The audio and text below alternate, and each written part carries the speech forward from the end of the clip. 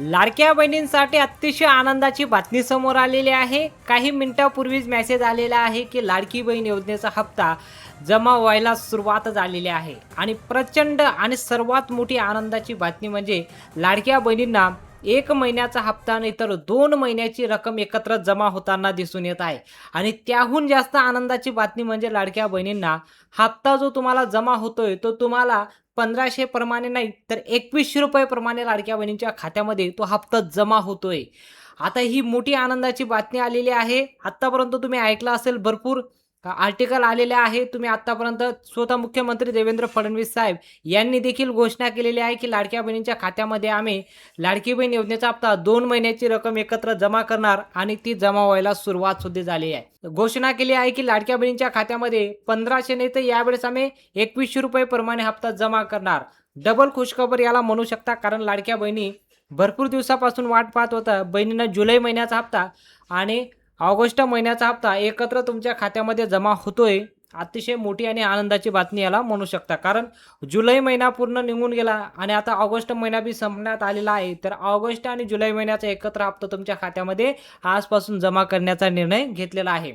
आता मुख्यमंत्री देवेंद्र फडणवीस साहेब आणि आदित्य तटकरे मॅडम यांनी घोषणा केलेली आहे। ती घोषणा नेमकं कशी आहे आणि कोणाला हे 2100 रुपये प्रमाणे हप्ता जमा होतोय आणि लाडकी बहीण योजनेसाठी जर तुम्हाला अजून हप्ता आला नसेल तर त्यासाठी तुम्ही काय करायचं, त्याची सर्व माहिती महिला व बालविकास मंत्री आदित्य तटकरे मॅडम यांनी दिलेली आहे। सर्वात अगोदर आपण तो व्हिडिओ पाहूया। लाडकी बहीण योजनेच्या माध्यमातून बरेच जे वंचित झालेले आहेत महिला, त्या आजही अपेक्षित आहे KYC सुरू होईल, तर काय सांगा? KYCला जवळपास सरकारने 6 महिन्याची मुदत ही त्या ठिकाणी दिली होती। पहिल्या मुदतीमध्ये 2-3 महिने अशी वाढ करून ज्यांनी KYC पूर्ण केली होती पण त्याच्यामध्ये काही उणीवा राहून गेल्या होत्या त्यांनासुद्धा दुरुस्त करण्याची आपण परत मुदत त्या ठिकाणी दिली आणि त्यानुसार लाडकी बहीण योजना, मला आपल्या माध्यमातून सांगायचं आहे की ही यशस्वीरित्या पुढेही राबवली जाणार। KYCच्या संदर्भातला जो निर्णय आहे या काही नवीन गाईडलाईन्स नाही आहे, ओरिजिनली सुद्धा या GRमध्ये नमूद करण्यात आलेल्या होत्या। KYC साधारणपणे MahaDBT पोर्टलवर ज्या ज्या काही स्कीम्स राबवल्या जातात त्या सगळ्यांना KYC ही प्रक्रिया फॉलो केली जात असते।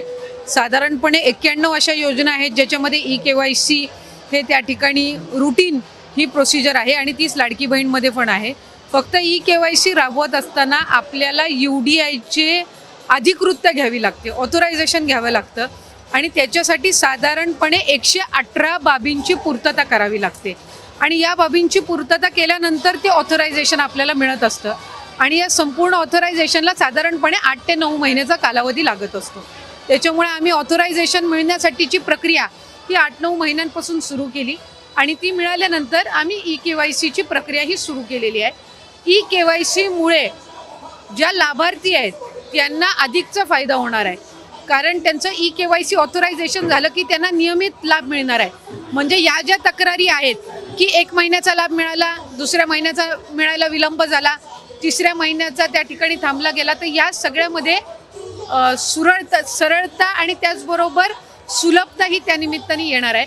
त्याच्यामुळे या 2-3 महिन्याच्या कालावधीमध्ये जे लाभार्थी आहेत त्यांनी KYC करून घेणं आहे आणि याच्यातून त्यांना फक्त लाडकी बहीण योजनाच नाही तर शासनाच्या वेगवेगळ्या ज्या योजना आहेत ह्याचा सुद्धा पुढच्या कालावधीमध्ये लाभ होण्याच्या दृष्टिकोनातून हे महत्त्वपूर्ण आहे। ही योजना जी आहे ही महिलांमध्ये, लाडक्या बहिणींमध्ये अतिशय लोकप्रिय आहे।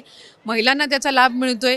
कुठेही आम्ही याच्यामध्ये लाडकी बहिणीची संख्या कमी करण्याचा प्रयत्न नाही आहे। मी म्हटल्याप्रमाणे KYCतून महिलांना रेग्युलरली नियमितपणाने लाभ देण्यामध्ये, म्हणजे ज्या लाभार्थी महिला आहेत त्यांना लाभ मिळण्यामध्ये आणखीन सुलभता येणार आहे आणि या व्यतिरिक्त पुढं सुद्धा शासनाच्या ज्या वेगवेगळ्या योजना निघतील, एकदा त्यांचं KYC झालेलं असेल की पुढच्या काही योजनांसाठी सुद्धा त्यांना ॲडिशनल काही प्रोसिजर्स कराव्या लागणार नाही। बोगस लाभार्थ्यांना शोधण्यासाठी गोल्डन डेटा काहीतरी आणला जाणार आहे, काय नेमकं आहे?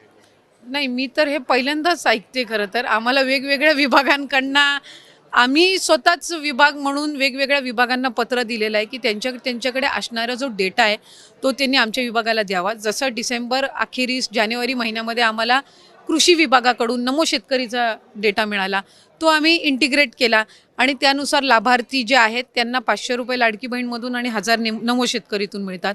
परिवहन विभागाकडून आम्हाला डेटा मिळाला, इन्कम टॅक्सचा डेटा आहे किंवा माहिती व तंत्रज्ञानचा डेटा आहे. हा आम्हीच महिला व बालविकास विभागानेच इतर विभागांकडनं मागितलेला आहे. अन्न व नागरी विभागाकडनं, पुरवठा विभागाकडनं आम्हाला पिवळा आणि केशरी रेशन कार्ड धारकांचा डेटा त्या ठिकाणी मिळाला. कारण एक विभाग म्हणून दुसऱ्या विभागाचा डेटा ॲक्सेस हा कधीही नसतो, तो आपल्याला त्यांच्याकडनं विनंती करून मागवावा लागत असतो आणि त्यानुसार आपल्याला तो इंटिग्रेट करावा लागतो. त्यामुळे त्यानुसार ही संबंध प्रक्रिया ही सुरू आहे. मला आपल्या माध्यमातून आणखीन एक गोष्ट लाडक्या बहिणींच्या आणि राज्याच्या जनतेच्या समोर पण आणायची आहे. लाडकी बहीण योजना आणायच्या आधी जवळपास म्हणजे आत्ता जे काही 2-2.5 कोटी लाभार्थी आहेत याच्यापैकी 50 लाखपेक्षा अधिक लाभार्थी असे होते ज्यांचं आधार कार्ड त्यांच्या बँक अकाउंटला सीडेड नव्हतं. ते या लाडकी बहीण योजनेच्या माध्यमातून झालं. 50 लाखपेक्षा अधिक लाभार्थ्यांचे आधार कार्ड हे त्यांच्या बँक खात्यासोबत सीडेड झाले, म्हणजे त्यांच्यासोबत लिंक झाले. याचा अर्थ असा की त्या ज्या महिला बऱ्याचशा वेळेला आधीच्या योजनांपासून वंचित राहिल्या असतील किंवा त्यांचं अकाउंटच त्या ठिकाणी बँकेचं नसेल, ते याच्यातून त्या ठिकाणी या योजनेतून तयार झालं. अशा बऱ्याचशा योजना महिला आहेत ज्यांच्या बँकच्या खात्यामध्ये फक्त 50-100 रुपये होते, पण आज दर महिन्याला त्यांच्या बँकच्या खात्यामध्ये या लाडकी बहीण योजनेतून 1500चा लाभ हा वितरित होत असतो. केवायसी बंधनकारक असेल प्रत्येक लाभार्थ्याला 100% आणि त्याचा आम्ही सगळ्यांना कालावधी दिलेला आहे. त्याचबरोबर आम्ही पूर्ण त्याच्यामध्ये माहिती दिलेली आहे की ते करत असताना ती प्रक्रिया अतिशय सोप्या पद्धतीनं कशी केली जावी. त्याच्यामध्ये आमच्या स्थानिक पातळीवर जे महिला बालविकास विभागाचे अधिकारी आहेत, अंगणवाडी सेविका, मदतनीस आहेत, इतर विभागांचे महसूल प्रशासनाचे सुद्धा आहेत, त्यांचंही आम्ही त्यामध्ये सहकार्य घेऊ. आणि मी आपल्याला आपल्या माध्यमातून सर्वच लाडक्या बहिणींना आश्वासित करते की लाडकी बहीण योजना अशाच पद्धतीनं सुरू राहणार. पात्र महिलांवर कुठल्याही पद्धतीचा अन्याय होणार नाही, हे विभाग म्हणून आम्ही दक्षता घेत आलेलो आहोत आणि ती पुढे. रक्षाबंधनाचा सण जरी एका दिवसाचा असला तरी सुद्धा बहीण भावाचं जे नातं आहे हे ऋणानुबंध आहे, हे कायमचे आहे, ते एक दिवसाचे नाही आहेत. त्यामुळे आयुष्यभर बहिणींच्या पाठीशी खंबीर उभं राहणं हे आम्ही आमचं कर्तव्य समजतो आणि म्हणून ते कर्तव्य पार पाडणार.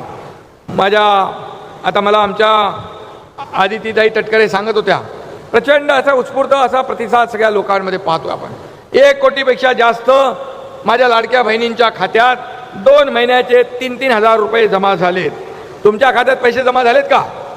तुमच्या खात्यात पैसे जमा झाले तर हात वर करा. किती लोकांचे पैसे जमा झाले? अरे वा, भरपूर लोकांच्या खात्यात पैसे जमा झाले. पण काही लोकांचे हात खाली आहेत, त्यांचे देखील खात्यामध्ये पैसे जमा होणार म्हणजे होणार. आणि या महिन्यात मिळाले नाही तर पुढच्या महिन्यामध्ये ज्या खात्यात जमा होतील अशा प्रकारची तजवीज सरकारने केलेला आहे. आणि खऱ्या अर्थाने ही योजना राबवण्यामागचा उद्देश एवढाच होता की सर्वसामान्य माझ्या बहिणी काटकसर करून आपला प्रपंच चालवतात. हा प्रपंच चालवत असताना, हा गाडा चालवत असताना कुटुंबाचा माझ्या बहिणीला कसरत करावी लागते. जसं सरकार चालवताना देखील सगळ्या बाबतीमध्ये सगळ्याचा विचार करून सरकार चालवतो, ती एक प्रकारची कसरत आहे. परंतु कुटुंब चालवणं ही देखील मोठी कसरत आहे. आणि अशा परिस्थितीमध्ये सर्वसामान्य माझी बहीण व महिनाभर कसा गॅस सिलेंडर चालवत राहील, महिन्यामध्ये किती गॅस सिलेंडर लागतील, त्याचबरोबर या ठिकाणी रेशन असेल, दूध असेल, मुलांची फी असेल, कपडा लत्ता असेल, हे सगळं जे आहे हे सगळं भागवता मोठे कष्ट माझ्या बहिणींना पडतात. मी देखील सर्वसामान्य शेतकऱ्याच्या कुटुंबातून जन्माला आलो आहे. मी सर्वसामान्य परिवारातला एक तुमचा भाऊ आहे. मी माझ्या आईला देखील काटकसर करताना पाहिलेलं आहे. माझ्या आईसोबत माझी बायको देखील काटकसर करताना मी पाहिलं आहे आणि त्यावेळची परिस्थिती पाहिलेली आहे की आणि त्यावेळेस खऱ्या अर्थाने आज आपण जर कधी आपल्याकडे अधिकार प्राप्त झाले, जर आपल्याकडे काहीतरी देण्याची संधी आली तर त्या माझ्या बहिणीला पहिलं दिलं पाहिजे अशी भावना ठेवून ही मुख्यमंत्री माझी लाडकी बहीण योजना आपण आणलेली आहे.